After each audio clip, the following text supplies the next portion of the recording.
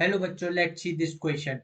A student performed the experiment of determination of focal length of a concave mirror by UV method using an optical bench of 1.5 meter. The focal length of the mirror used is 24 centimeter. The maximum error in the location of image can be 0.2 centimeter.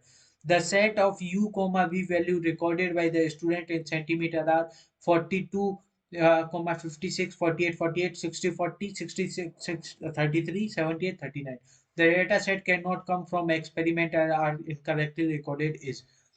तो ये इसमें हमें question में दे रखा है कि एक student है जिसने कि एक एक्सपेरिमेंट परफॉर्म किया है यूवी मेथड से और उस ऑप्टिकल बेंच पर परफॉर्म किया है। उसकी लेंथ दे रखी है हमें 1.5 मीटर और फोकल लेंथ दे रखी है हमें 24 सेंटीमीटर। और जो एरर आ सकता है इमेज की पोजीशन में वो आ सकता है सिर्फ 0.2 सेंटीमीटर तक का। हमें ये 5 सेट्स दे रखे हैं, हमें ये वेरीफाई करना है कि इनमें से कौन सा सेट है वो रॉन्ग है। तो अब हम सबसे पहले ऑप्शन से चले क्योंकि हमारा इधर 5 सेट दे रखे हैं इधर 4। तो ऑप्शन से जाएंगे तो हमारा एक सेट कम हो जाएगा।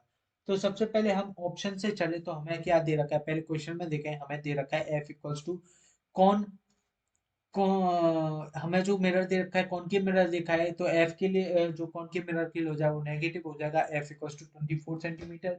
यहाँ से हम निकाले तो 1/v प्लस 1/u यानी कि हम मिरर फॉर्मूला लगाएंगे 1/f।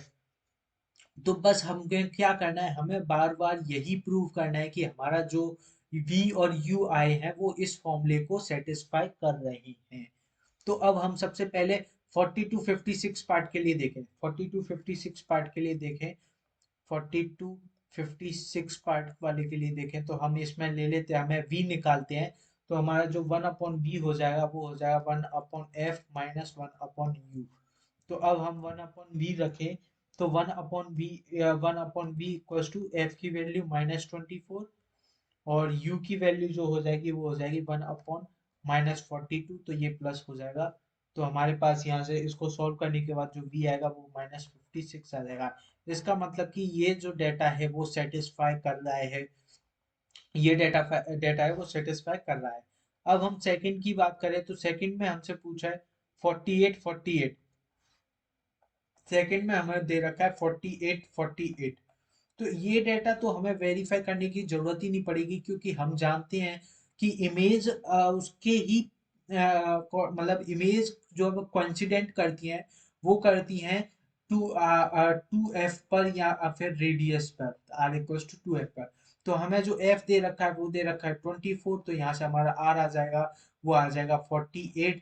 तो ये इसका मतलब है कि ये सेंटर पर रखी है ऑब्जेक्ट तो वो कोइंसिडेंट करेगी तो वो सेंटर पर ही करेगी। तो ये भी डेटा है वो हमारा सेटिस्फाई कर रहा है। अब हम बात करें कि हमारा थर्ड जो दे रखा है, हमें जो थर्ड ऑप्शन में दे रखा है वो दे रखा है 66,33। तो यहाँ से हम निकाले तो हमारा जो v आएगा, v हमारा जो हो जाएगा वो हो जाएगा U F upon you minus F. तो यहाँ से हमने v निकाला -66 मल्टीप्लाइड बाई -24 अपॉन -66 प्लस 24। तो हमारा ये आ जाएगा वो आ जाएगा v equals to 37.4 centimetre, 37.4 centimetre. लेकिन हम क्या देखते हैं कि हमारा जो है ये फॉर हमारा v जो आना चाहिए था वो आना चाहिए था 33। अगर हम इसमें वेरिएशन करें भी यानी कि हमारा जो एरर आ सकता है वो 0.2 सेंटीमीटर का आ सकता है। अगर हम इसमें प्लस माइनस 0.2 करें फिर भी ये 33 के अप्रोक्सीमेट इक्वल नहीं होगा। तो हमारा जो थर्ड होगा वो हमारा डेट सेट है वो रॉन्ग सेट हो जाएगा यानी कि सेटिस्फाई नहीं करेगा। तो ये पहला जो सेट है वो ये डिससेटिस्फाइड कर रहा है, डिससेटिस्फाइड,